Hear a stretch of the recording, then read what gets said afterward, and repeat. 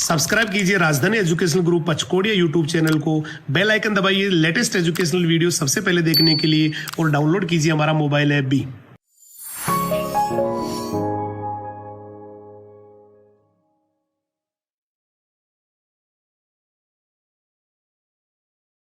जय हिंद, जय राजधानी। कैसे हैं आप सभी? मैं हेमंत कुमार सिंह आप सभी का बायोलॉजी मेंटर एक बार फिर से हमारे राजधानी परिवार के यूट्यूब चैनल पे आपका हार्दिक स्वागत करता हूं।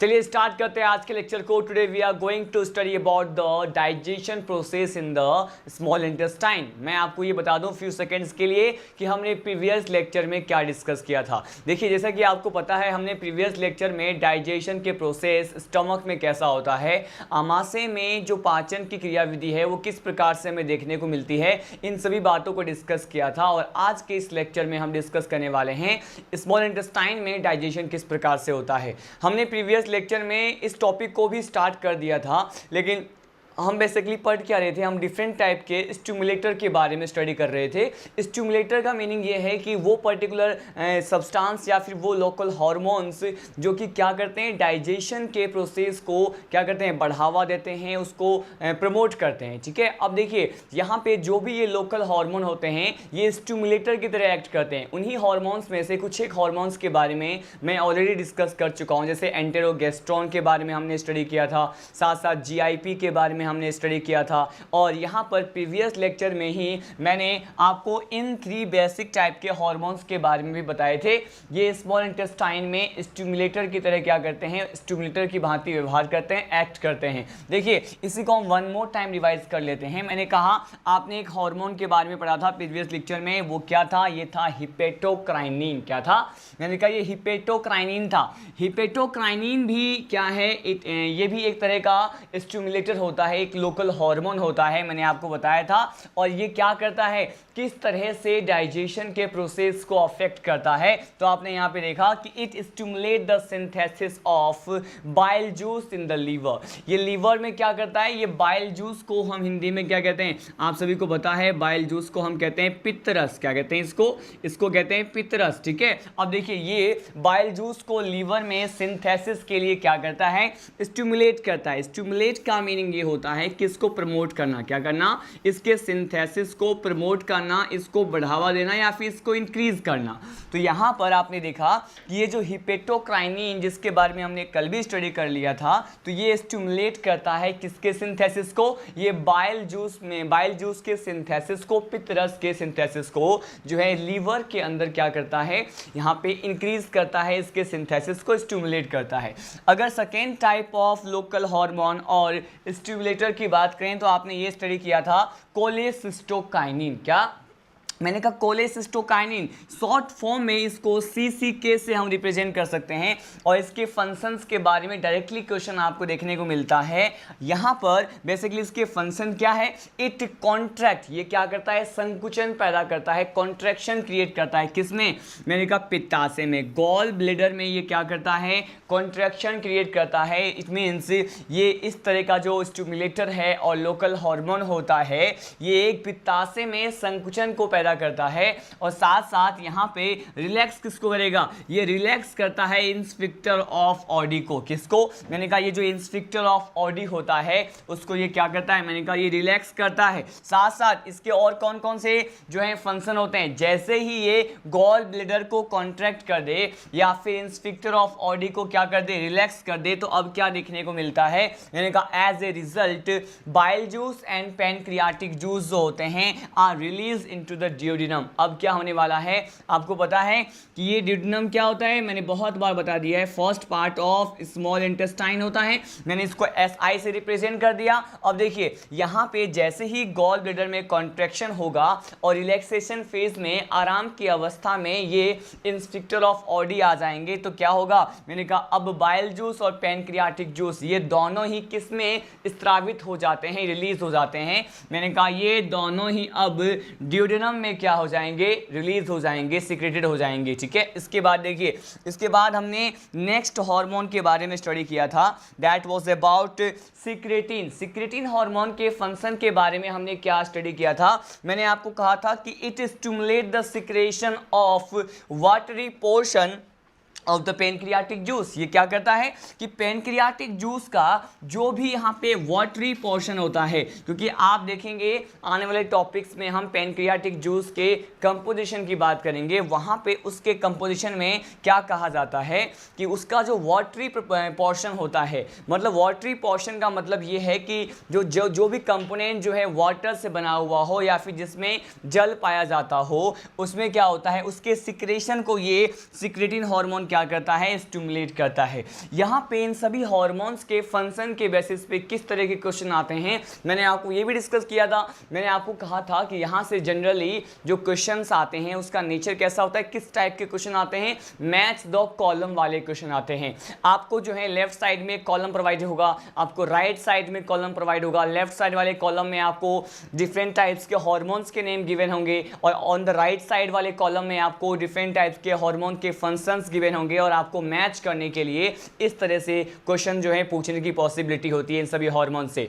इन सभी हार्मोन के साथ हम आगे डिस्कस करते हैं कि और कौन कौन से हार्मोन हैं जिसके बारे में हमें क्या करना है, स्टडी करना है। देखिए पेनक्रियोजाइमिन के बारे में यहाँ पे आपको नेक्स्ट स्लाइड में दिख रहा है, ये भी एक तरह का स्टिमुलेटर या फिर लोकल हार्मोन होता है, इसके बारे में हम स्टडी करने वाले हैं। देखिए ये जो पेनक्रियोजाइमिन होता है ये कौन सा स्टिमुलेटर या उद्दीपक और लोकल हार्मोन होता है, इसके फंक्शन के बारे में हम स्टडी करने वाले हैं। यहाँ पे लिखा हुआ है it stimulate the synthesis and the secretion of enzymatic portion of the pancreatic juice. अब देखिए इस तरह का जो लोकल हार्मोन होता है ये क्या करता है, जिसे हम पेनक्रियोजाइमिन कह रहे हैं, ये बेसिकली ये जो पेनक्रियाटिक जूस होता है स्टूडेंट, ठीक है, पेनक्रियाटिक जूस का कौन सा पोर्शन, मैंने कहा इसका जो एंजाइमेटिक पोर्शन होता है उसके सिक्रेशन को और उसके सिंथेसिस को क्या करता है, बढ़ावा देता है, उसको स्टिमुलेट करता है। ठीक है, यहाँ पे वन मोर टाइम मैं आपको रिवाइज करवा दूं, यहाँ पे पेनक्रियाटिक जूस के वाटरी पोर्शन वाले के बारे में हमने सिक्रेटिन में स्टडी किया था कि पेनक्रियाटिक जूस में जो वाटर से बना हुआ पोर्शन होता है उसको स्टिमुलेट करने का, उसको सिंथेसिस करने का वर्क सिक्रेटिन का था।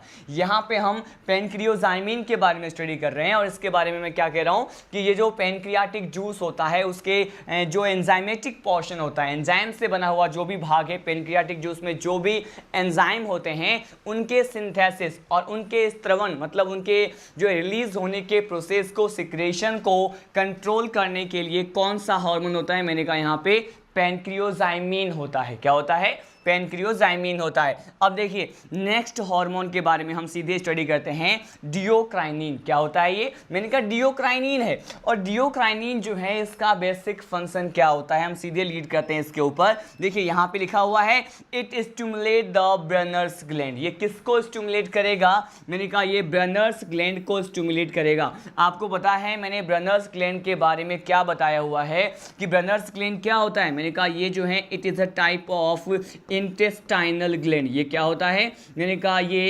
इंटेस्टाइनल ग्लैंड होते हैं और ये कहाँ प्रेजेंट होते हैं, मैंने कहा ये जो है डियोडिनम में प्रेजेंट होते हैं। कहाँ पे, डियोडिनम में, या फिर हम इसे सिंपली कह सकते हैं कि ये स्मॉल इंटेस्टाइन में प्रेजेंट होते हैं। और डियोडिनम में भी कहाँ प्रेजेंट होते हैं, मैंने आपको कहा था किस लेयर में पाए जाते हैं, तो यहाँ पर हम कहते हैं कि ये सब म्यूकोसा लेयर में प्रेजेंट होते हैं। किसमें, मैंने कहा ये सब म्यूकोसा लेयर में क्या होते हैं, प्रेजेंट होते हैं। अब देखिए वन मोर टाइम मैं इसको रिवाइज करवा दूं आपको, मैंने क्या बोला, डियोक्राइनिन जो ये लोकल हार्मोन है ये क्या करने वाला है, अब ये ब्रेनर्स ग्लैंड को स्टिमुलेट करेगा। और ये ब्रेनर्स ग्लैंड क्या होते हैं student, basically it is a type of intestinal gland. ये एक आंतरीय ग्रंथि का प्रकार है, इंटेस्टाइनल ग्लैंड का टाइप होता है जो बेसिकली सब म्यूकोसा वाले स्तर में डियोडिनम या फिर गहनी वाले भाग में क्या होते हैं, प्रेजेंट होते हैं। अब देखिए, और ऐसा इस तरह के ब्रेनर्स ग्लैंड का पाया जाना या फिर इसका स्टिमुलेट होना किसके लिए होता है, तो मैंने कहा यहाँ पे it stimulate the Brunner's gland in order to release, किसको रिलीज करने के लिए, किसको स्त्रावित करने के लिए, it is release the watery portion of the succus entericus. जो भी सक्कस इंटेरिकस होता है, इंटेस्टाइनल जूस होता है, उसको रिलीज करने के लिए उसमें जो वाटर से बना हुआ पोर्शन होता है या फिर वाटरी पोर्शन होता है, किसका, मैंने कहा सक्कस इंटेरिकस का। और ये सक्कस इंटेरिकस किसको कहते हैं, आप सभी को ये पता होना चाहिए, बेसिकली ये इंटेस्टाइनल जूस को कहते हैं। किसको कहते हैं, ये जो इंटेस्टाइनल जूस होता है मैं आपको ये बता दूं, इंटेस्टाइनल जूस को ही क्या कहते हैं, यहाँ पे इसको सक्कस इंटेरिकस कहा जाता है। तो ये जो इंटेस्टाइनल जूस या सक्कस इंटेरिकस होता है, इसमें जो भी वाटरी प्रोपोर्शन होते हैं या वाटरी पोर्शन होता है, वाटर का पार्ट होता है, उसको रिलीज करने के लिए ये जो डियोक्राइनिन लोकल हार्मोन है वो ब्रेनर्स ग्लैंड को क्या करेगा, स्टिमुलेट करेगा। और ब्रेनर्स ग्लैंड कहाँ है ये भी आपको मालूम चल गया। तो यहाँ पे छोटे मोटे क्वेश्चन जो हैं बनने की पॉसिबिलिटी है, इसीलिए इन सभी हार्मोन्स को कवर करना बहुत ज़्यादा इसेंशियल है यहाँ पर। इसके बाद देखिए यहाँ पर नेक्स्ट टॉपिक है हमारा, it is about the digestive juice. हम यहाँ पे डाइजेस्टिव जूस के बारे में स्टडी करने वाले हैं कि आखिर डाइजेस्टिव जूस में किस तरह के जो हैं जूस जो हैं इंक्लूड होते हैं, किस प्रकार के हम रस की बात करने वाले हैं। यहाँ पर मैं इसके बारे में डिस्कस करने वाला हूँ। देखिए यहाँ पे अगर डाइजेस्टिव जूस की बात करें तो यहाँ पर कौन कौन से जूस होते हैं मैं आपको ये बता दूँ। बाइल जूस की बात करते हैं, पैनक्रियाटिक जूस की बात करेंगे और साथ साथ हम यहाँ पे सक्कस इंटेरिकस की बात करेंगे। मैंने यहाँ पे बोला आपको क्या क्या है, यहाँ पे बाइल जूस मतलब यहाँ पे पित्त रस की बात करने वाले हैं। ठीक है, आपको पता है कि ये जो डाइजेस्टिव जूस है इसमें पर्टिकुलर किस तरह के जूस को जो है इंक्लूड किया जाता है, सम्मिलित किया जाता है। तो यहाँ पे बाइल जूस आते हैं, बाइल जूस के साथ साथ यहाँ पे पैनक्रियाटिक जूस आते हैं, मतलब पैनक्रियाटिक डक्ट में जो भी लिक्विड लाइक सब्सटेंस जो है फ्लो हो रहे होते हैं उसे पैनक्रियाटिक जूस कहते हैं। और यहाँ पे देखिए ये जो सक्कस इंटेरिकस होता है, ये अभी मैंने बताया कि ये क्या होता है, ये बेसिकली इंटेस्टाइनल जूस को ही कहते हैं। ठीक है, तो इन सभी से मिलकर बना हुआ है क्या, मैंने कहा ये डाइजेस्टिव जूस मिलकर बना हुआ है इन सभी से। किस किस से, बाइल जूस से, पैनक्रियाटिक जूस से and as well as succus entericus से। अब देखिए हम ये अब देखने वाले हैं कि हमें यहाँ पे अब नेक्स्ट पर्टिकुलर किसके बारे में स्टडी करना है। यहाँ पे एक इंपॉर्टेंट टर्म आपको दिख रहा है and it is about vasoactive intestinal peptide. यहाँ से भी एक सिंपल सा, इसे आप नोट पॉइंट ही कंसिडर करके चलें और यहाँ से भी डायरेक्टली क्वेश्चन आपको मॉड्यूल्स में दिखाई देने को मिल सकते हैं। सब सारे पॉइंट्स जो हैं वो एनसीईआरटी में गिवन नहीं है, ये थोड़ा एडवांस लेवल और पीक लेवल की बातें हैं। तो मैंने कहा यहाँ पे अगर किसकी बात करें, वेसोएक्टिव इंटेस्टाइनल पेप्टाइड की बात करें, किसकी बात करें, वेसोएक्टिव इंटेस्टाइनल पेप्टाइड की अगर बात करते हैं तो इसके बारे में क्या कहा जाता है। मैंने कहा ये क्या होते हैं, इसका फंक्शन क्या होता है, हम ये स्टडी करने वाले हैं। पहले ये देखते हैं कि इसको सिक्रेट कौन करता है। It is secreted from the mucus membrane of small intestine. ये जो है छोटी आंत में जो म्यूकस मेम्ब्रेन है, आपको पता है उसके ट्रांसवर्स सेक्शन में हमने म्यूकस लेयर के बारे में भी स्टडी किया था। तो ये स्मॉल इंटेस्टाइन के जो म्यूकस मेम्ब्रेन या फिर म्यूकस की जो झिल्ली होती है उसके द्वारा ही इसको क्या किया जाता है, मैंने कहा सिक्रेट या स्त्रावित किया जाता है, इसको रिलीज किया जाता है। ठीक है, इसके साथ साथ यहाँ पे नेक्स्ट पर्टिकुलर फंक्शन को हम देखते हैं, it dilate blood vessels of the intestine. ये इंटेस्टाइन में जो आंत्र वाले भाग में जो ब्लड वेसल्स होते हैं उसको क्या करते हैं, डायलेट करते हैं। Dilation of the blood vessels in small intestine ये क्या है, रिस्पॉन्सिबल होते हैं।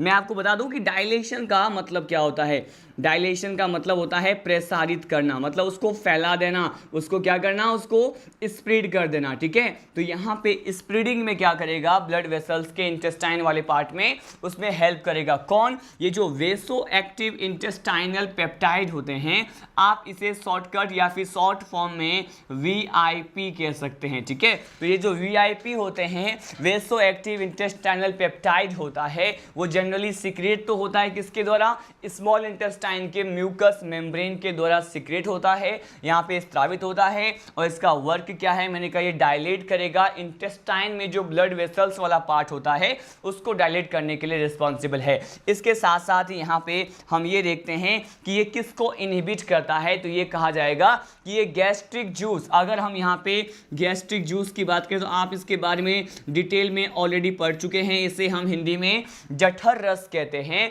और ये गैस्ट्रिक जूस जो होता है इसके सिक्रेशन को क्या करता है, इनहिबिट करता है। इनहिबिट का मतलब होता है प्रिवेंट करना, क्या करना, उसको प्रिवेंट करना, या फिर हम इसे कह सकते हैं इसके स्रवण को रोकना, इसको संदमित करना कह सकते हैं। ठीक है, तो देखिए यहाँ पर आपको क्या स्टडी करना होता है, कि ये गैस्ट्रिक जूस जो होता है इसके सिक्रेशन को क्या करेगा, इनहिबिट करेगा। इनहिबिट का मतलब होता है उसको प्रिवेंट करेगा, रोकेगा। हम इस सारे पॉइंट को वन मोर टाइम रिवाइज करते हैं, उसके बाद सीधे लीड करेंगे हमारे नेक्स्ट पर्टिकुलर पार्ट की तरफ। देखिए यहाँ पर मैंने आपको VIP के बारे में बताया, एक नोट पॉइंट था हमारा, और बेसिकली यहाँ पे वेसो एक्टिव इंटेस्टाइनल पेप्टाइड जो है रिलीज किससे होते हैं, तो मैंने कहा इट जनरली रिलीज बाय या फिर secreted by the mucus membrane of the small intestine. इसके साथ साथ मैंने आपको ये कहा कि ये जो इंटेस्टाइन वाले पार्ट में जो ब्लड वेसल्स होते हैं उसको स्प्रेड करने का, उसको फैलाने का, उसको डायलेशन प्रोवाइड करने का जो वर्क होता है वो किसका होता है, मैंने कहा ये VIP का ही होता है। साथ साथ ये प्रिवेंट करते हैं, इनहिबिट करते हैं किसके स्त्रवण को, मैंने कहा गैस्ट्रिक जूस के स्त्रवण को भी क्या करेंगे, इनहिबिट करेंगे। अब देखिए सीधे नेक्स्ट पर्टिकुलर स्लाइड की तरफ लीड करते हैं। यहाँ पे एक सिंगल लोकल हार्मोन और बच गया है, उसके बाद सीधे हम लीड करेंगे बाइल जूस के बारे में, फिर हम पढ़ेंगे यहाँ पे पैनक्रियाटिक जूस के बारे में। अब देखिए यहाँ पे अगर स्पेशली हम लास्ट पर्टिकुलर यहाँ पे हार्मोन की बात करेंगे, या फिर लास्ट ये जो हार्मोन है, लोकल हार्मोन है जिसे आप स्टिमुलेटर कह रहे हैं, ये हम यहाँ पे स्टडी करने वाले हैं। एंड ये क्या है, ये है काइमोडेनिन। अब ये काइमोडेनिन क्या होता है मैं आपको ये बता दूं कि ये क्या करता है, ये किसके सिक्रेशन को बेसिकली ये क्या करेगा, इंक्रीज करेगा। तो पैनक्रियाटिक जूस जो होता है, पैनक्रियाटिक जूस में आप ट्रिप्सिन और काइमोट्रिप्सिन के बारे में पढ़ते हैं। उसके कंपोजिशन में ये दोनों ही प्रकार के जो हैं केमिकल सब्सटेंस जो हैं, एंजाइम जो है प्रेजेंट होते हैं, ट्रिप्सिन और काइमोट्रिप्सिन। उसके सिक्रेशन को ये क्या करेगा, इनिशिएट करेगा, उसको प्रारंभ करेगा, या फिर आप इसे सिंपली ये भी कह सकते हैं कि उसको ये भी क्या करने वाला है, इंक्रीज करने वाला है, बढ़ावा देने वाला है। क्या है, कौन सा हार्मोन है, काइमोडेनिन हार्मोन है। अब देखिए काइमोडेनिन हार्मोन ने क्या किया, मैंने कहा ये इनिशिएट कर रहा है, स्टार्ट कर रहा है किसके स्त्रवण को, मैंने कहा यहाँ पे 2 टाइप्स के जो है यहाँ पे सब्सटेंस गिवन है, एक एंजाइम गिवन है जिसे क्या कहते हैं, यहाँ पे इन दोनों एंजाइम का भी डाइजेशन में क्या होता है, मैंने कहा पाचन में एक महत्वपूर्ण भूमिका होती है, एक इंपॉर्टेंट रोल होता है। यहाँ पे ये कौन से हैं, ट्रिप्सिन है और कौन से हैं, काइमोट्रिप्सिन। इन दोनों के डाइजेशन में या फिर इनके सिक्रेशन में बेसिकली काइमोडेनिन जो लोकल हार्मोन होता है वो रिस्पॉन्सिबल होता है, इनके सिंथेसिस को इनिशिएट करता है। अब देखिए यहाँ पे अब हमारा बिल्कुल फ्रेश टॉपिक है, एंड हमने इसी काइमोडेनिन हार्मोन के साथ जो भी लोकल हार्मोन्स होते हैं वो क्या कर चुके हैं, स्टडी कर चुके हैं। हमारा बेसिक टॉपिक बस ये है कि हम स्मॉल इंटेस्टाइन में डाइजेशन के प्रोसेस को ही स्टडी कर रहे हैं। देखिए यहाँ पे अगर बाइल जूस की बात करते हैं तो बाइल जूस में फर्स्ट ऑफ ऑल हम ये देख रहे हैं कि पर डे इसका सिक्रेशन कितना होता है। अगर हम प्रतिदिन स्त्रवण की मात्रा देखें, amount of secretion of bile juice, पित्तरस जो होता है उसका सिक्रेशन पर डे का मीनिंग ये है कि प्रतिदिन इसका सिक्रेशन कितने अमाउंट में होता है, मैंने कहा ये 700 to 1000 ml होता है। 700 से 1000 ml के बीच में यहाँ पे इसका सिक्रेशन हमें देखने को मिलता है। और ये क्या है, मैंने कहा ये बाइल जूस है। ठीक है, देखिए यहाँ पर जनरली ये भी बिल्कुल लॉजिकल क्वेश्चन, बिल्कुल ये फैक्चुअल ये क्वेश्चन आ सकता है, यहाँ पे फैक्ट बेसिस वाले क्वेश्चन आ सकते हैं कि बाइल जूस जो है उसका पर डे सिक्रेशन कितना होता है। अब देखिए इसके बाद सीधे हम लीड करते हैं कि बाइल जूस के सिक्रेशन के बारे में देखा। अब हम ये देखने वाले हैं कि ये जो बाइल जूस है इसका जो है कंपोजिशन क्या होता है, इसका संगठन क्या होता है। देखिए ये जो बाइल जूस है इसके संगठन में हम क्या कहते हैं, मैंने कहा यहाँ पे क्या प्रेजेंट होता है, यहाँ पे वाटर प्रेजेंट होता है। वाटर कितना होता है, वाटर यहाँ पे 92% अमाउंट में प्रेजेंट होता है। अभी देखिए यहाँ पे बाइल जूस में 92% वाटर है, कितना है 92% जो केवल जल की मात्रा है इसमें। लेकिन यहाँ पे बाइल जूस में और क्या प्रेजेंट होते हैं, मैंने कहा यहाँ पे बाइल सॉल्ट प्रेजेंट होते हैं। क्या होते हैं, बाइल सॉल्ट प्रेजेंट होते हैं। मैंने जब आपको लीवर का फंक्शन बताया था प्रीवियस लेक्चर में, वहां पर भी आपने बाइल सॉल्ट और बाइल पिगमेंट के बारे में स्टडी किया था। यहाँ पे देखिए कौन कौन से बाइल सॉल्ट 6% अमाउंट में बाइल जूस में प्रेजेंट होते हैं। क्यों ना हम यहाँ पर इसको डिस्कस कर लें। देखिए फर्स्ट मैंने कहा था इसमें मेनली क्या प्रेजेंट होता है, मैंने कहा इसमें मेनली सोडियम बाइकार्बोनेट प्रेजेंट होता है। क्या होता है, मैंने कहा इसमें सोडियम बाइकार्बोनेट प्रेजेंट होता है मेनली। साथ साथ यहाँ पे 6% अमाउंट में जो बाइल सॉल्ट यहाँ प्रेजेंट होते हैं, इसी बाइल सॉल्ट में और क्या होता है, मैंने कहा यहाँ पे सोडियम ग्लाइकोकोलेट भी क्या होते हैं, प्रेजेंट होते हैं। क्या, मैंने कहा सोडियम ग्लाइकोकोलेट प्रेजेंट होते हैं। और सोडियम ग्लाइकोकोलेट के साथ यहाँ पे स्टूडेंट यहाँ पे एक और बाइल सॉल्ट के बारे में हमने डिस्कस किया था, और उसे क्या कहते हैं, इसे कहते हैं सोडियम टोरोकोलेट। क्या कहते हैं इसे, सोडियम टोरोकोलेट कहते हैं। ठीक है, हमने इतने सारे स्पेसिफिक पॉइंट को हमने क्या किया, यहाँ पे डिस्कस किया। अब देखिए मैंने आपको वाटरी पोर्शन के बारे में बताया, बाइल सॉल्ट के बारे में बताया, जो कि 6% अमाउंट होता है, 92% तो केवल वाटर होता है। लेकिन ये वाटर बाइल सॉल्ट के अलावा यहाँ पे और क्या प्रेजेंट होते हैं,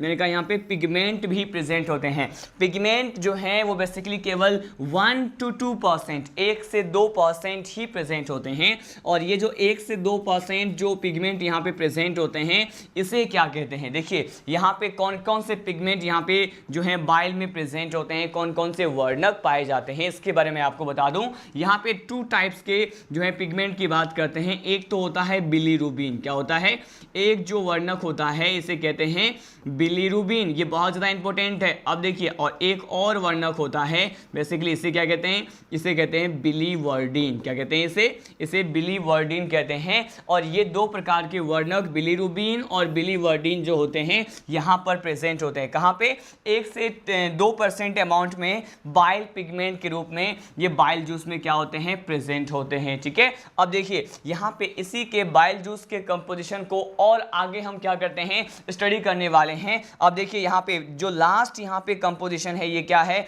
it is about cholesterol and phospholipid.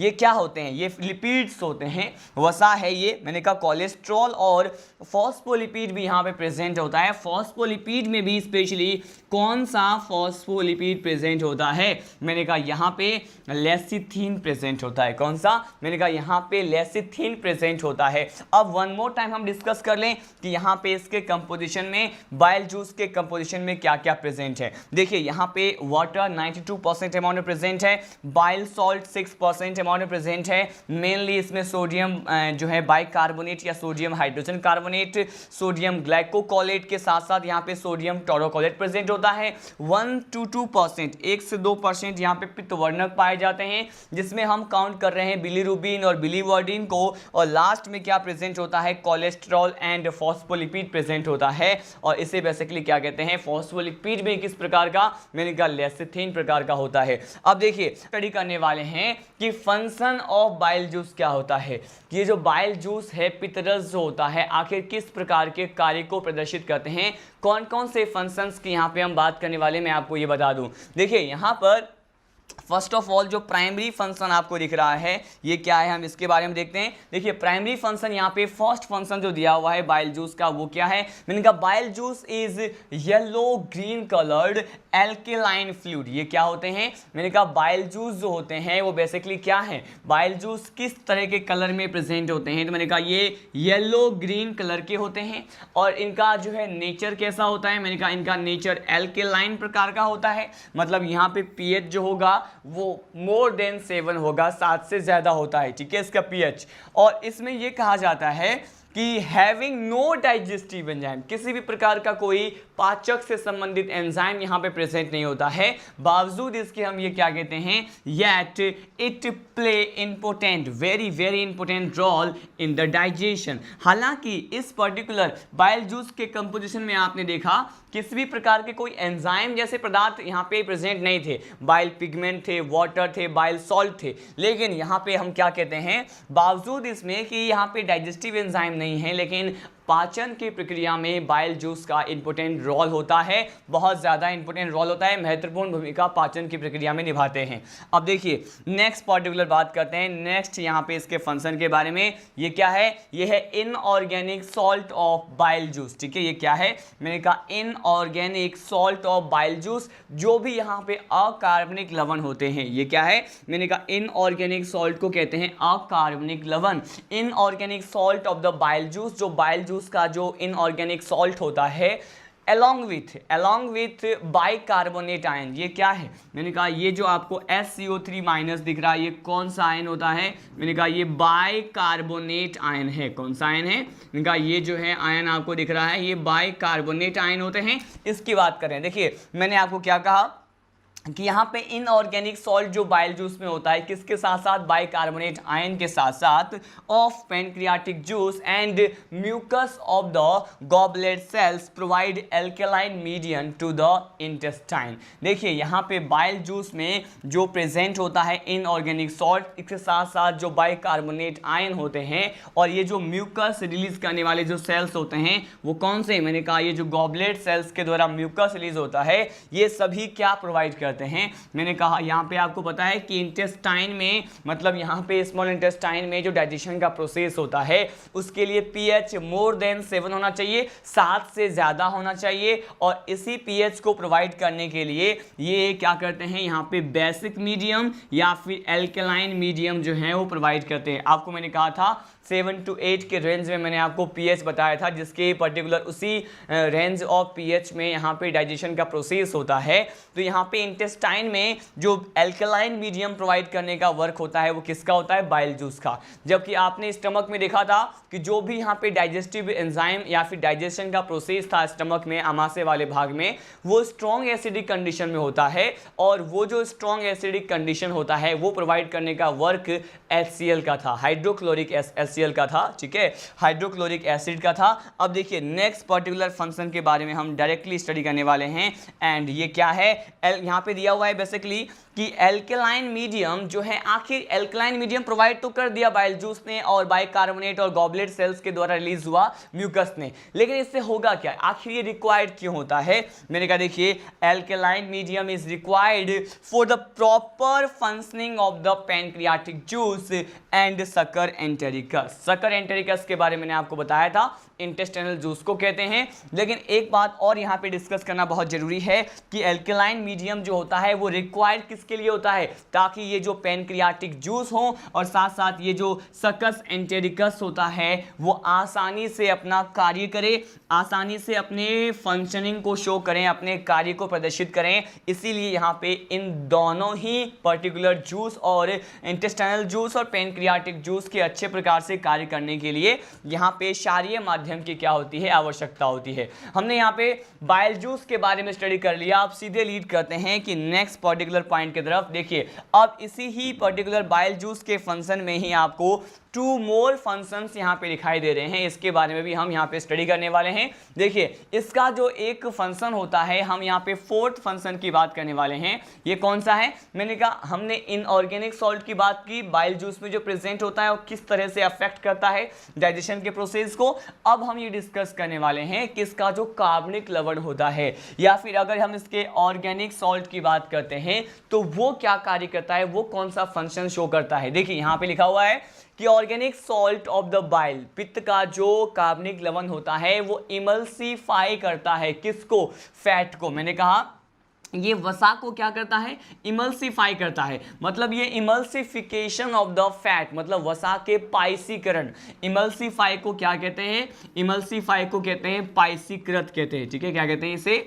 पाइसीकृत वसा कहते हैं। इमल्सिफाइड फैट को क्या कहेंगे? पाइसीकृत वसा बोलेंगे। अब देखिए यहाँ पर सिंपल सा पॉइंट ये गिवन है कि ये जो ऑर्गेनिक सॉल्ट होते हैं बाइल में वो बेसिकली क्या करेंगे? मैंने कहा ये इमल्सीफाई करेंगे फैट को। लेकिन ये इमल्सीफाई फैट क्या होता है या वसा का पाइसीकरण क्या होता है? तो मैं आपको बता दूं, यहाँ पे लिखा हुआ है इमल्सिफिकेशन। पाइसीकरण जो होता है क्या होता है? It is a process by which large fat droplet are converted into the small droplet called micelles. देखिए इसे हम कैसे समझ सकते हैं? इसे हम समझ सकते हैं कैसे? मैंने कहा सपोज मैंने कहा ये कोई एक लार्ज ड्रॉपलेट है। किसका है? मैंने कहा ये लार्ज ड्रॉपलेट है फैट का। किसका है? मैंने कहा सपोज यहाँ पे हमने एक क्या कंसिडर किया है, ये लार्ज फैट ड्रॉपलेट है और ये लार्ज फैट ड्रॉपलेट का क्या होने वाला है? मैंने कहा इस लार्ज फैट ड्रॉपलेट्स का यहाँ पे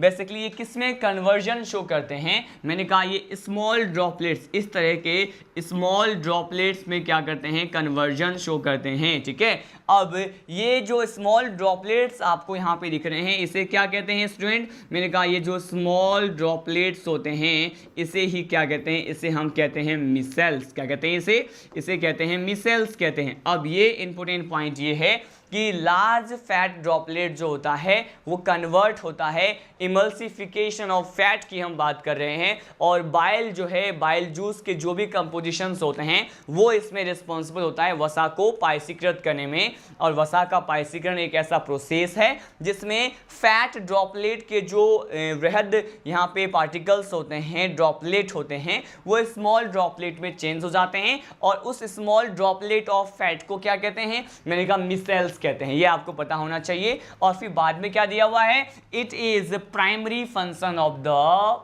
बाइल जूस। ये क्या होते हैं, ये बाइल जूस का सबसे इंपॉर्टेंट फंक्शन होता है। यहाँ पे आप इसको डबल स्टार मार्क करें क्योंकि among this all function this particular function is considered as a primary function. सबसे प्राथमिक कार्य होता है बाइल जूस का। अब देखिए यहाँ पे लास्ट वर्क के बारे में हम पढ़ने वाले हैं कि बाइल जूस और कौन कौन से कार्य को यहाँ पे प्रदर्शित करता है। देखिए यहाँ पर हमें पढ़ना होगा कि bile juice also activate lipase enzyme. देखिए ये जो लाइपेज एंजाइम है वो किस तरह से लिपिड पे वर्क करता है। बेसिकली ये लाइपेज लिपिड यानी वसा पे ही कार्य करते हैं और ये किस तरह से लाइपेज एंजाइम डाइजेशन के प्रोसेस में इन्वॉल्व होते हैं, आने वाले टॉपिक्स में हम डिस्कस करेंगे। आप वहाँ देखेंगे लाइपेज एंजाइम की एक्टिविटी को। लेकिन लाइपेज एंजाइम को जो है बेसिकली एक्टिवेट करने का, उसको सक्रियकरण प्रदान करने का वर्क किसका है, मैंने कहा बाइल जूस का होता है। ठीक है, अब देखिए यहाँ पे सीधे हमारा जो नेक्स्ट टॉपिक है ये क्या है, हम यहाँ पढ़ने वाले हैं पैनक्रियाटिक जूस के बारे में। किसके बारे में,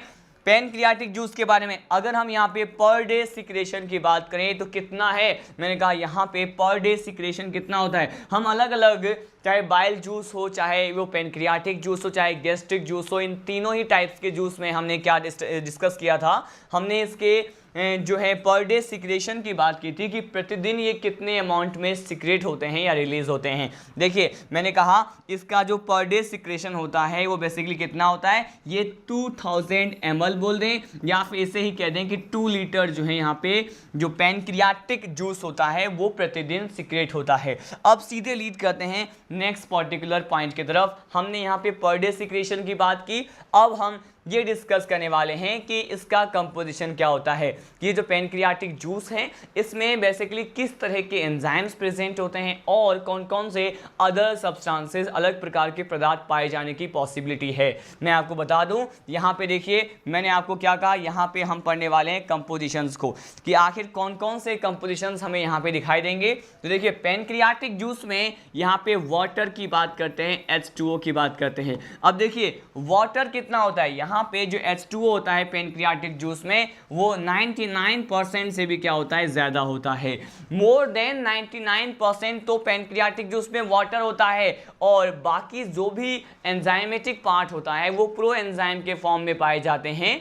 इसका मतलब ये है कि जो भी बचे हुए पर्टिकुलर पार्ट होता है वो इनएक्टिव एंजाइम का होता है। क्या होता है, इनएक्टिव एंजाइम का होता है। और इसी इनएक्टिव एंजाइम को हम क्या कहते हैं, ये बेसिकली अक्रिय प्रकार के या फिर आप इसे कह सकते हैं निष्क्रिय प्रकार के क्या होते हैं, निष्क्रिय प्रकार के एंजाइम होते हैं। और इनको किसी न किसी प्रकार के स्टिमुलेटर या फिर उद्दीपक की आवश्यकता होती है ताकि उसके प्रेजेंस में ये अपने एक्टिव फॉर्म में क्या हो जाए, चेंज हो जाए। तो इन सभी एंजाइम को हम क्या कह सकते हैं, इन सभी एंजाइम को हम प्रो एंजाइम भी कह सकते हैं। क्या कह सकते हैं, मैंने कहा यहाँ पे इसको प्रो एंजाइम भी कहा जा सकता है। अब देखिए यहाँ पे अब ये स्टडी करते हैं कि वाटर का अमाउंट अगर मोर देन 99% है और बाकी जो भी अदर कंपार्टमेंट है वो एंजाइम से मिलकर बने हुए हैं जो कि इनएक्टिव फेज में होते हैं, तो यहाँ पर कहेंगे कि आखिर वो कौन कौन से एंजाइम हैं जो कि यहाँ पर इनएक्टिव फेज में प्रेजेंट होते हैं। तो देखिए क्या क्या है, मैंने कहा ये है ट्रिप्सिनोजन। क्या है,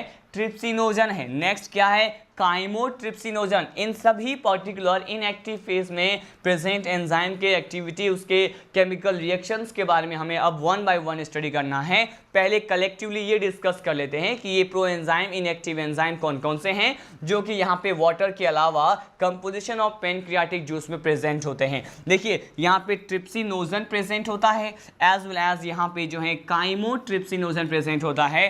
काइमोट्रिप्सिनोजन के साथ साथ यहाँ पे प्रोकार्बोक्सी पेप्टाइडेज प्रेजेंट होता है। क्या होता है, मैंने कहा ये प्रोकार्बोक्सी पेप्टाइडेज प्रेजेंट होता है। और इसी के साथ साथ यहाँ पे एक और एंजाइम प्रेजेंट होते हैं, इसे कहते हैं एमाइलेज। और इसी एमाइलेज को क्या कहा जाता है, एमाइलोप्सिन कहा जाता है। क्या कहते हैं इसे, इसी एमाइलेज एंजाइम को जो कि इनएक्टिव फेज में पैनक्रियाटिक जूस में पाए जाते हैं, इसी को एमाइलोप्सिन कहा जाता है। और कौन कौन से एंजाइम है, मैंने कहा यहाँ पे लाइपेज भी होता है और इसी लाइपेज को क्या कहते हैं, स्टिप्सिन कहते हैं। क्या कहा जाता है इसे स्टिप्सिन भी कहते हैं, ठीक है। और लास्ट जो आपको पर्टिकुलर ये एंजाइम दिख रहे हैं इनएक्टिव फेज में, ये क्या होते हैं, ये न्यूक्लिक एसिड पे मतलब यहाँ पे न्यूक्लिक अम्ल पे कार्य करने वाले एंजाइम होते हैं। जिसे क्या कहते हैं, ये या तो अगर ये डीएनए पे कार्य करते हैं तो उस एंजाइम को कहेंगे क्या, मैंने कहा डीएनएज बोलेंगे। अगर ये राइबोन्यूक्लिक एसिड पे वर्क करते हैं तो क्या बोलेंगे, इसको आरएनएज बोलेंगे, ठीक है।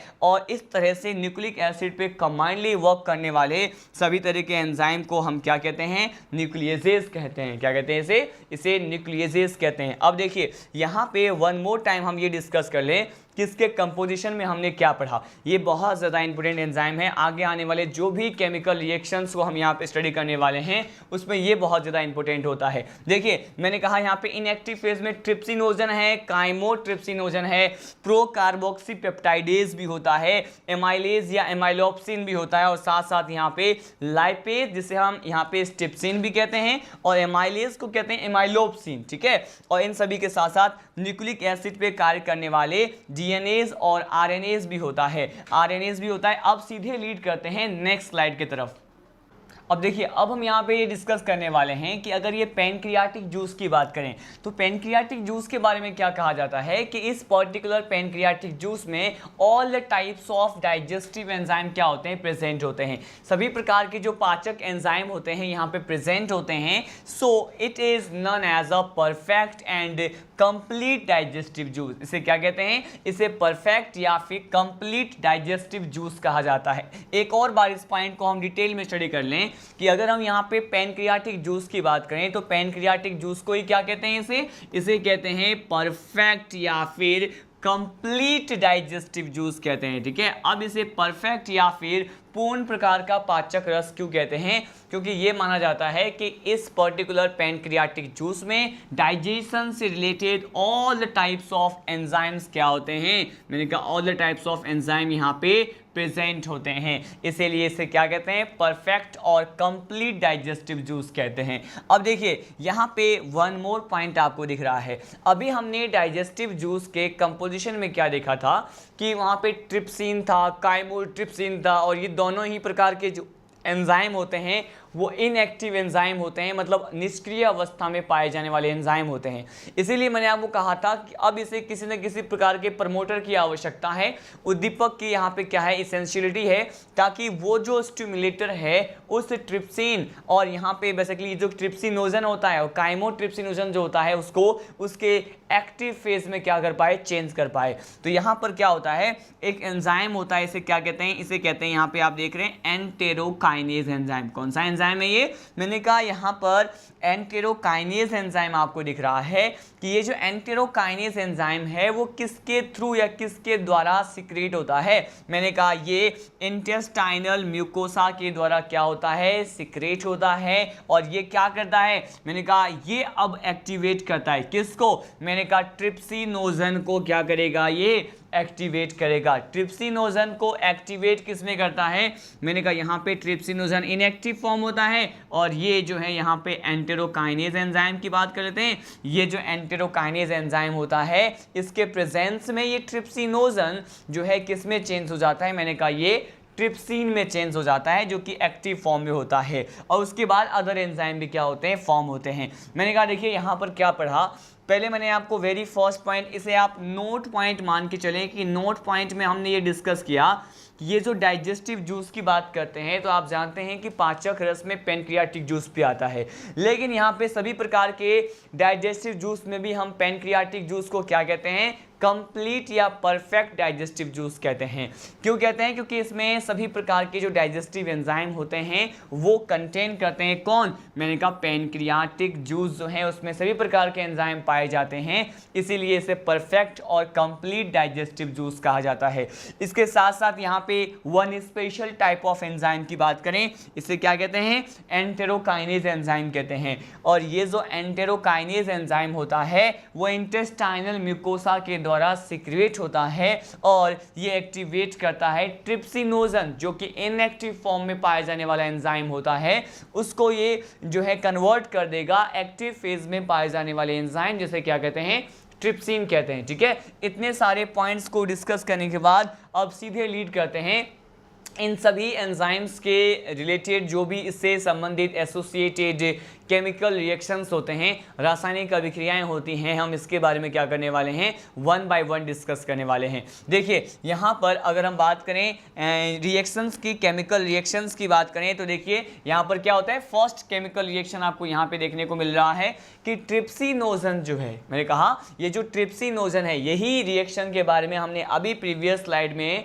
जो है थ्योरी स्टडी किया था। अब यहाँ पे जो है पूरा कंप्लीट इक्वेशन या फिर आपको केमिकल रिएक्शन दिख रहा है। इसमें क्या होता है कि ये इनएक्टिव फेज में, यहाँ पे निष्क्रिय अवस्था में पाए जाने वाले ट्रिप्सिनोजन जो है एक special type of enzyme that is known as enterokinase, इसके प्रेजेंस में ये ट्रिप्सिन में क्या हो जाता है, मैंने कहा ये चेंज हो जाता है और अब ये क्या है, ये एक्टिव फेज में पाए जाने वाला एंजाइम होता है। मैंने कहा ये एंजाइम क्या है, मैंने कहा ये एंजाइम जो है वो निष्क्रिय अवस्था में, निष्क्रिय अवस्था में पाए जाने वाले एंजाइम है। और ये क्या है, मैंने कहा ये इसके सक्रिय रूप होता है, इसका एक्टिव फॉर्म होता है। तो मैंने आपको बिल्कुल बेसिक सा जो है केमिकल इक्वेशन, फर्स्ट टाइप के केमिकल इक्वेशन के बारे में बताया। अब हम यहाँ पे स्मॉल इंटेस्टाइन के डाइजेशन में अलग अलग प्रकार के केमिकल रिएक्शंस और वो केमिकल रिएक्शन किस एंजाइम के प्रेजेंस में होता है इसके बारे में स्टडी करने वाले हैं। मैंने आपको कहा कि ट्रिप्सिनोजन जो कि इनएक्टिव फेज में होता है, in the presence of enterokinase it will convert into the trypsin which is in the active form. अब देखिए नेक्स्ट पर्टिकुलर केमिकल रिएक्शन की बात करें तो इसके बारे में क्या कहा जाता है। अब हम बात करते हैं काइमोट्रिप्सिनोजन। काइमोट्रिप्सिनोजन को भी आपने पैनक्रियाटिक जूस में देखा था, उसी के केमिकल कंपोजिशन में आपको देखने को मिला था। अब देखिए ये काइमोट्रिप्सिनोजन का क्या होने वाला है। काइमोट्रिप्सिनोजन भी क्या है, मैंने कहा ये एक इनएक्टिव और निष्क्रिय अवस्था में पाए जाने वाला एंजाइम है और ये ट्रिप्सिन के प्रेजेंस में, किसके प्रेजेंस में, मैंने कहा ये ट्रिप्सिन के प्रेजेंस में काइमोट्रिप्सिन में क्या हो जाएगा, मैंने कहा यहाँ पे देखिए काइमोट्रिप्सिनोजन जो है वो क्या है, इनएक्टिव फेज में होता है। और यहाँ पर जिस तरह से यहाँ पे एंटेरोकाइनेज एक प्रकार के स्टिमुलेटर की तरह भांति कार्य करने वाला एंजाइम था, उसी तरह से यहाँ पे ट्रिप्सिन भी क्या होता है, एक स्टिमुलेटर होता है। और इसी के प्रेजेंस में इनएक्टिव फेज में पाए जाने वाला काइमोट्रिप्सिनोजन किस में चेंज होता है, काइमोट्रिप्सिन में। और इसके साथ साथ आपने ये देखा कि यहाँ पे फर्स्ट रिएक्शन क्या था कि ट्रिप्सिनोजन पहले चेंज हो रहा था ट्रिप्सिन में, लेकिन आपको यहाँ पे किस तरह के क्वेश्चंस पूछने के चांसेस होते हैं, या तो सीधे थ्योरी दे देगा कि यहाँ पे इसका कन्वर्जन जो है इसमें किस पर्टिकुलर एंजाइम के प्रेजेंस में होता है, या फिर एक और टाइप से क्वेश्चन पूछ सकते हैं आपको कि या तो आपको दे देंगे सपोज यहाँ पे इसका इसमें कन्वर्जन दे देंगे कि यहाँ पे जो ट्रिप्सिनोजन है वो चेंज हो रहे हैं ट्रिप्सिन में, लेकिन यहाँ पे एंजाइम का ऑप्शन जो है वो ब्लैंक छोड़ेगा या फिर क्वेश्चन मार्क लगा देगा और आपको नीचे दिए हुए फॉलोइंग ऑप्शंस में से आपको पहचानने के लिए, आइडेंटिफाई करने के लिए बोलेगा कि वो एंजाइम कौन सा है जिसके प्रेजेंस में ये इनएक्टिव जो फॉर्म में प्रेजेंट एंजाइम होते हैं वो एक्टिव फॉर्म में चेंज हो जाते हैं। ठीक है, अब देखिए यहाँ पे लास्ट पर्टिकुलर यहाँ पे इस स्लाइड में जो आपको दिख रहा है केमिकल रिएक्शंस, इसके बारे में हम स्टडी करते हैं। ये भी क्या है, यहाँ पे जो भी पैनक्रियाटिक जूस में इनएक्टिव फेज में पाए जाने वाले एंजाइम है उसी से रिलेटेड हम केमिकल रिएक्शंस देख रहे हैं। यहाँ पे प्रो कार्बोक्सी पेप्टाइडेज की बात करते हैं। ठीक है, देखिए ये प्रो कार्बोक्सी पेप्टाइडेज जो होता है वो इनएक्टिव फेज में पाया जाने वाला ये भी क्या होता है, एंजाइम होता है। और ये pro carboxy peptidase carboxy peptidase में क्या हो जाएगा, कन्वर्ट हो जाएगा। अब देखिए यहाँ पे सबसे इंपॉर्टेंट पॉइंट ये है कि प्रो कार्बोक्सी पेप्टाइडेज बोला मैंने जो कि इनएक्टिव फॉर्म में है, लेकिन ये ट्रिप्सिन, लेकिन ये किस पर्टिकुलर एंजाइम के प्रेजेंस में चेंज होने वाला है, अपने एक्टिव फॉर्म में। मैंने कहा ये ट्रिप्सिन के प्रेजेंस में कार्बोक्सी पेप्टाइडेज में क्या हो जाएगा, चेंज हो जाएगा। इतने सारे केमिकल रिएक्शंस के बाद हम अब नेक्स्ट स्टडी करने वाले हैं फंक्शन ऑफ पैनक्रियाटिक जूस। अगर हम फंक्शन ऑफ पैनक्रियाटिक जूस की बात करें कि आखिर which special type of function that can be perform by this particular succus entericus और पैनक्रियाटिक जूस, हम ये देखने वाले हैं। अब देखिए यहाँ पे सकस एंटेरिकस जो है बेसिकली इसी से संबंधित आपको इंटेस्टाइनल पार्ट में ही, इंटेस्टाइनल जूस में ही पैनक्रियाटिक जूस भी आपको दिखता है, क्योंकि ये सारे सिक्रेशन जो हैं वो ड्यूडेनम में आकर के पॉर हो जाते हैं।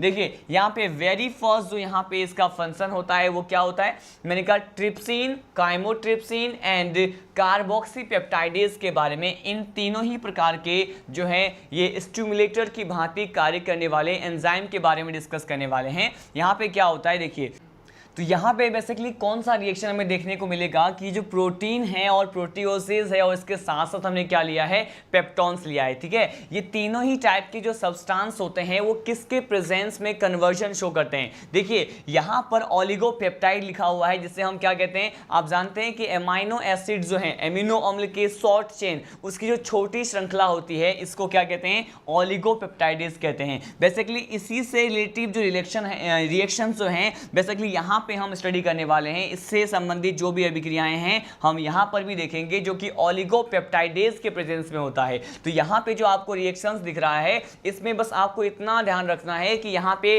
ट्रिप्सिन और ये जो काइमोट्रिप्सिन होते हैं इसके प्रेजेंस में ये रिएक्शन होता है, और यहाँ पे जो है एमाइनो एसिड जो है उसके शॉर्ट चेन का फॉर्मेशन होगा। लेकिन इसी ही रिएक्शन का जो इनिशिएटिव फॉर्म है, जो नेक्स्ट स्टेप होता है, वो यहाँ मेंशन है। बेसिकली आपको ये लर्न करना है। इसमें क्या करना है कि ओलिगोपेप्टाइड जो होते हैं अमाइनो एसिड का शॉर्ट चेन होता है, और ये जो ओलिगोपेप्टाइड है ये ओलिगोपेप्टाइडेज के प्रेजेंस में किसमें चेंज हो जाता है, अपने सिंपलर और एब्जॉर्ब होने वाले फॉर्म में चेंज होता है, और इसे क्या कहते हैं, डाइपेप्टाइड कहते हैं। अब देखिए डाइपेप्टाइड बोला तो यहाँ पे बेसिकली डाई क्या रिप्रेजेंट करता है, आपको इतना पता है कि डाई जो है यहाँ पे 2 को रिप्रेजेंट करता है। यहाँ पे देखिए chain of 2 amino acid, chain of 2 amino acid मतलब एमिनो अम्ल के 2 श्रृंखला की बात करते हैं, 2 टाइप्स के चेन की बात करते हैं, जिसे क्या कहते हैं, डाइपेप्टाइड्स कहते हैं। और ये ओलिगोपेप्टाइड अब किस में चेंज हो जाएगा, ये ओलिगोपेप्टाइडेज एंजाइम के प्रेजेंस में, और साथ साथ किस पर्टिकुलर,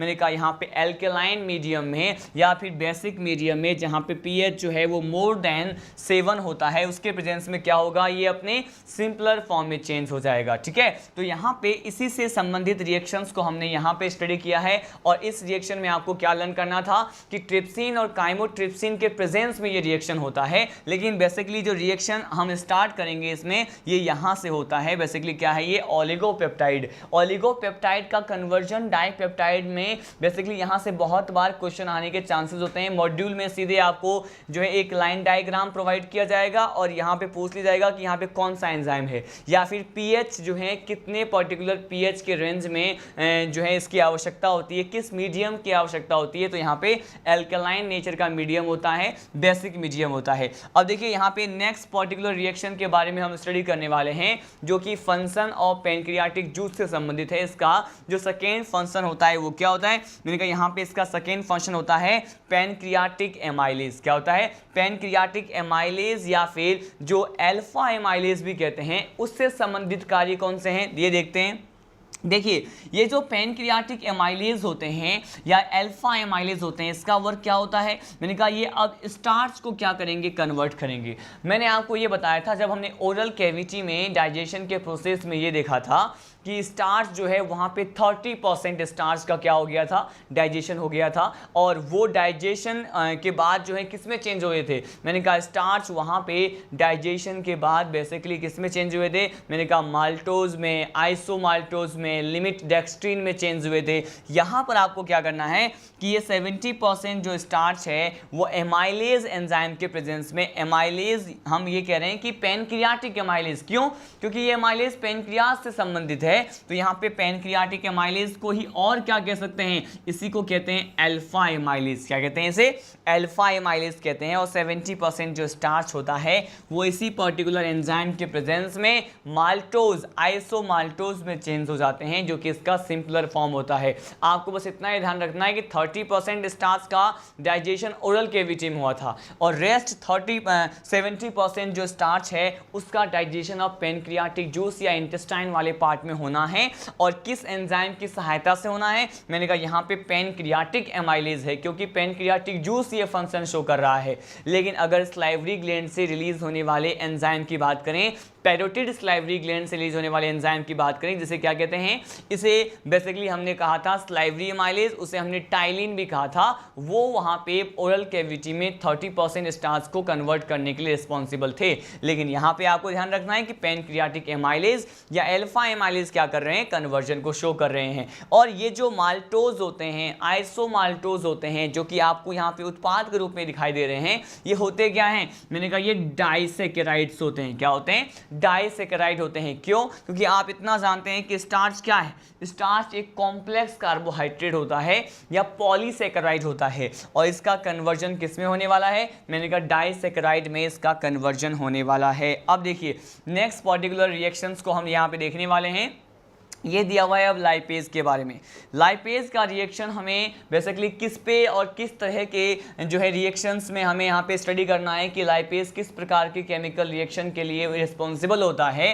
तो यहाँ पे लाइपेज का रिएक्शन के लिए मैंने कहा लाइपेज एक्ट किस पे करेगा, इस तरीके का जो एंजाइम होता है लाइपेज जो होता है वो किस पर एक्ट करेगा। मैंने कहा यहाँ पर ये फैट पे काम करने वाला है। किस पे? मैंने कहा यहाँ पर ये फैट पे काम करने वाला है, वसा पे कार्य करता है। और यहाँ पे ये जो वसा है वो किस फॉर्म में पाए जाते हैं? मैंने कहा ये ट्राइग्लिसराइड होते हैं। क्या होते हैं? मैंने कहा ये ट्राइग्लिसराइड प्रकार के जो फैट होते हैं उस पर लाइपेज वर्क करता है और पहले इसे चेंज करेगा किस में? मैंने कहा पहले इसे डाइग्लिसराइड में चेंज करेगा।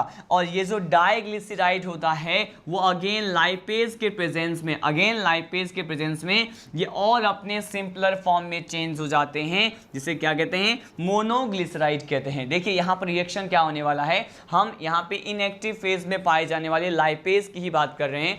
लाइपेज क्या करता है कि ये ट्राइग्लिसराइड के फॉर्म में जो फैट प्रेजेंट होते हैं, वसा पाए जाते हैं, उसको पहले ये डाइग्लिसराइड में चेंज किया। अब ये डाइग्लिसराइड अगेन लाइपेज के प्रेजेंस में मोनोग्लिसराइड में क्या हो जाते हैं? चेंज हो जाते हैं। अब सीधे हम लास्ट पर्टिकुलर ये जो रिएक्शन है इसके बारे में हम स्टडी करने वाले हैं, और ये क्या है? न्यूक्लियेजेस। न्यूक्लियेजेस कुछ ऐसे एंजाइम होते हैं जो न्यूक्लिक एसिड पे वर्क करते हैं, और ये कौन से हैं? मैंने कहा देखिए न्यूक्लिक एसिड पे वर्क करेगा ये एंजाइम, तो यहाँ पे मैंने लिया कि यहाँ पे कौन सा एंजाइम होगा? ये जो है न्यूक्लियेजेस एंजाइम होगा। और ये न्यूक्लियेजेस एंजाइम क्या करते हैं? न्यूक्लिक एसिड पे वर्क करते हैं, उसको जो है सीधे उसके सिंपलर फॉर्म में चेंज कर देते हैं न्यूक्लियोटाइड में। अब ये न्यूक्लियोटाइड पे अगेन यहाँ पे न्यूक्लियेजेस एंजाइम वर्क करेगा और उसको चेंज कर देगा न्यूक्लियोसाइड में। ठीक है, अब देखिए मैंने आपको क्या कहा कि न्यूक्लिक एसिड जो है वो किस पर्टिकुलर सब्सटेंस पे वर्क करता है। मैंने कहा ये न्यूक्लिक एसिड पे वर्क करता है। न्यूक्लिक एसिड जो है बाद में न्यूक्लियस के प्रेजेंस में किस में चेंज हो जाएगा? मैंने कहा ये चेंज हो जाएगा न्यूक्लियोटाइड में, और अगेन यहाँ पे न्यूक्लियोटाइड अपने और सिंपलर फॉर्म में चेंज हो जाते हैं, जिसे कहते हैं न्यूक्लियोसाइड। अब देखिए इतने सारे केमिकल रिएक्शंस को पढ़ने के साथ हम यहाँ पे कुछ एक स्पेसिफिक पॉइंट स्टडी करने वाले हैं कि कौन कौन से यहाँ पे स्पेशल पॉइंट के बारे में हमें स्टडी करना है। देखिए यहाँ पे स्टेटमेंट सीधे से नोट पॉइंट में प्रोवाइड है। यहाँ पे नोट पॉइंट क्या है कि after the completion of action of bile juice, जब यहाँ पे बाइल जूस जो है उसका बेसिकली क्या हो जाए, मैंने कहा उसके जो भी रिएक्शंस हैं, उसके जो भी क्रियाविधि है वो कंप्लीट हो जाए, तो अब क्या क्या होगा, तो यहाँ पे लिखा हुआ है आफ्टर, ये हमारा नोट पॉइंट है। ये कौन सा पॉइंट है, हम यहाँ पे ये नोट पॉइंट स्टडी करने वाले हैं।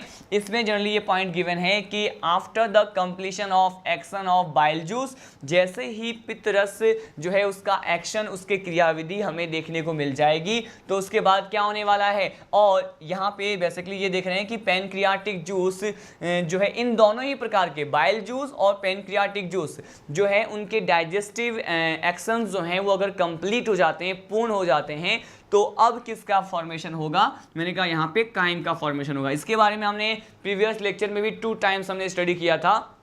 मैंने आपको बोलस, काइम और काइल के बारे में बताया हुआ है कि बोलस, काइम और काइल क्या होते हैं। मैंने आपको ये बताया था कि बेसिकली अगर हम ये बात करें कि काइम क्या होता है, बोलस जब पेरिस्टल्टिक मूवमेंट के थ्रू इसोफेगस से कहाँ पहुँचा, मैंने कहा अगर ये इसोफेगस से स्टमक के फंडस वाले पार्ट में पहुँच गया तो अब वो किस में चेंज हो जाने वाला है, मैंने कहा काइम में चेंज होने वाला है। लेकिन यहाँ पे स्पेशल पॉइंट क्या है कि जैसे ही सभी प्रकार के पाचन संबंधी कार्य जो कि कौन सा जो है पर्टिकुलर सब्सटेंस से शो कर रहा है, मैंने कहा ये बाइल जूस के साथ साथ ये जो पैनक्रियाटिक जूस होता है वो अपने डाइजेस्टिव एक्शन को कंप्लीट करते हैं, तो उसी पर्टिकुलर फॉर्म को क्या कहते हैं, उसी को कहते हैं काइम। ठीक है, यहाँ पे नेक्स्ट पॉइंट क्या है, it passes from the duodenum to the jejunum and the ilium.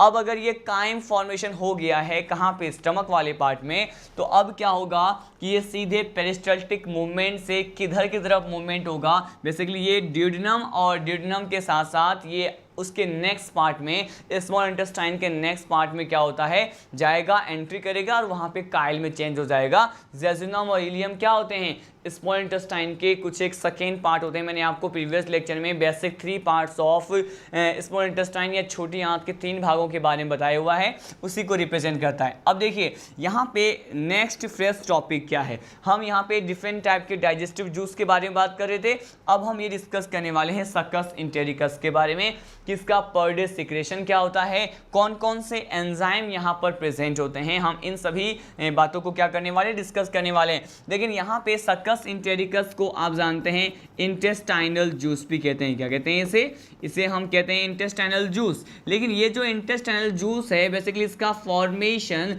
किन 2 प्रकार के इंटेस्टाइनल ग्लैंड के सिक्रेशंस को कंबाइंडली अगर स्टडी करें तो हम ये कहते हैं कि इन दोनों ही प्रकार के ग्लैंड के सिक्रेशन आपस में मिल करके क्या फॉर्म करते हैं, इंटेस्टाइनल जूस को फॉर्म करते हैं, या जिसे हम क्या कहते हैं, जिसे हम यहाँ पे सकस इंटेरिकस भी कहते हैं। तो देखिए यहाँ पर जो ब्रेनर्स ग्लैंड की बात करें, किसकी बात करें, अगर हम यहाँ पे ब्रेनर्स ग्लैंड की बात करते हैं, मतलब यहाँ पे सिक्रेशंस ऑफ, किसकी बात करें, सिक्रेशंस ऑफ ब्रेनर्स ग्लैंड की बात करें, किसकी बात करें, यहाँ पे सिक्रेशंस ऑफ ब्रेनर्स ग्लैंड की बात करते हैं। तो ब्रेनर्स ग्लैंड के स्त्राव या फिर सिक्रेशन, और इसके साथ साथ किसके सिक्रेशन की बात करें, सिक्रेशन ऑफ, मैंने कहा अगर हम यहाँ पे secretion of crypts of Lieberkuhn, crypts of Lieberkuhn के बारे में भी आपने प्रीवियस लेक्चर में डिटेल में स्टडी किया था कि ये क्रिप्स ऑफ लीवर कुहून जो है वो क्या होता है। मैंने कहा देखिए आपको क्या देखने को मिल रहा है कि सिक्रेशन ऑफ ब्रेनर्स ग्लैंड की बात करें कि ब्रेनर्स की जो ग्रंथियां होती हैं सब मिकोसा वाले लेयर में, ड्यूडेनम में, उससे रिलीज होने वाले जो भी सब्सटेंस होते हैं, और इसके साथ साथ क्रिप्स ऑफ लीवर कुहून के द्वारा रिलीज होने वाले जो भी सिक्रेशंस होते हैं, उसके स्त्राव होते हैं, दोनों आपस में मिल करके दोनों ज्वाइंटली क्या फॉर्म करते हैं, मैंने कहा ये दोनों ज्वाइंटली इंटेस्टाइनल जूस को फॉर्म करते हैं, और इसे क्या कहते हैं, सकस इंटेरिकस कहते हैं। ठीक है, तो मैंने आपको ये बताया। अब सीधे लीड करते हैं किसका, पर डे सिक्रेशन जो है वो क्या क्या होता है। देखिए अगर यहाँ पे सकस इंटेरिकस का पर डे सिक्रेशन की बात करें तो यहाँ पे पर डे सिक्रेशन कितना होता है, मैंने कहा यहाँ पे ये 2 से 2.5 लीटर पर डे प्रतिदिन इसका स्त्रवण होगा या फिर सिक्रेशन होगा। इसके साथ साथ यहाँ पे अगर कंपोजिशन की बात करें कि कंपोजिशन कितना होता है सकस इंटेरिकस का, इस प्रकार के इंटेस्टाइनल जूस में किस अन्य प्रकार के सब्सटेंस प्रेजेंट होते हैं। तो देखिए यहाँ पे आपको बताना है यहाँ पे कि बेसिकली ये जो वाटर की बात करें, अगर सकस के केमिकल कंपोजिशन में पाए जाने वाले वाटर के अमाउंट की बात करते हैं तो वाटर कितना होता है, मैंने कहा वाटर यहाँ पे 99% होता है।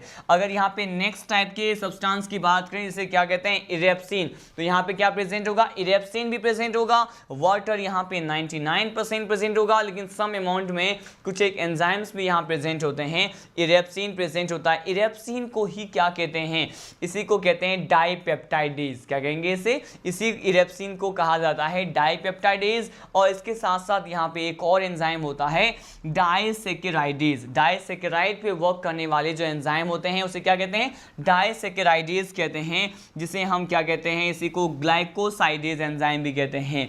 इन सभी केमिकल कंपोजिशन के साथ साथ इंटेस्टाइनल जूस और सक्कस एंटेरिकस में लाइपेज भी प्रेजेंट होता है, न्यूक्लियोटाइडेज भी प्रेजेंट होता है, और न्यूक्लियोटाइडेज के साथ साथ न्यूक्लियोसाइडेज भी यहाँ पर क्या होगा, प्रेजेंट होगा। देखिए यहाँ पर क्या क्या प्रेजेंट है, सक्कस एंटेरिकस के केमिकल कंपोजिशन में यहाँ पे वाटर सबसे ज्यादा प्रेजेंट है, 99% है। यहाँ पे इरेप्सिन प्रेजेंट है, इरेप्सिन के साथ साथ डाइसैकेराइडेज प्रेजेंट है, और डाइसैकेराइड के साथ यहाँ पे लाइपेज और न्यूक्लियोटाइड और न्यूक्लियोसाइड पे वर्क करने वाले एंजाइम भी यहाँ पर क्या होते हैं, प्रेजेंट होते हैं। इन सभी एंजाइम से संबंधित हम रिलेशन को या फिर जो भी केमिकल रिएक्शंस होते हैं, रासायनिक अभिक्रियाएं होती हैं, हम उसको नेक्स्ट लेक्चर में कवर करेंगे। अभी आपने इस लेक्चर में क्या देखा, हमने इस लेक्चर में स्मॉल इंटेस्टाइन में जो भी प्रकार के स्टिमुलेटर होते हैं, लोकल हार्मोन होते हैं, उसके बारे में बात की, और साथ साथ हमने ये भी डिस्कस किया कि इसमें जो केमिकल रिएक्शन होते हैं उसके लिए कौन सा मीडियम चाहिए, किस प्रकार से पैनक्रियाटिक जूस में पाए जाने वाले ऑल द टाइप्स ऑफ जो डाइजेस्टिव एंजाइम होते हैं जो इनएक्टिव फॉर्म में होते हैं, कैसे वो एक्टिवेट होते हैं। और साथ साथ हमने ये भी डिस्कस किया सक्कस एंटेरिकस के बारे में, हमने अभी डिस्कस किया कि इसका कंपोजिशन क्या होता है, किस प्रकार के पदार्थ इसमें पाए जाते हैं, और साथ साथ ये भी देखा कि वाटर के अमाउंट सबसे ज़्यादा होगा, लेकिन कुछ एक मात्रा में एंजाइम्स पाए जाएंगे, और पर डे सिक्रेशन की भी बात की। यहाँ पे सक्कस एंटेरिकस की बात करते हैं तो इसमें पाए जाने वाले जो भी एंजाइम हैं वो किस तरह के केमिकल रिएक्शंस में इन्वॉल्व होते हैं, इसके बारे में हम डिस्कस करेंगे इन द नेक्स्ट लेक्चर। तब तक के लिए जय हिंद, जय राजधानी।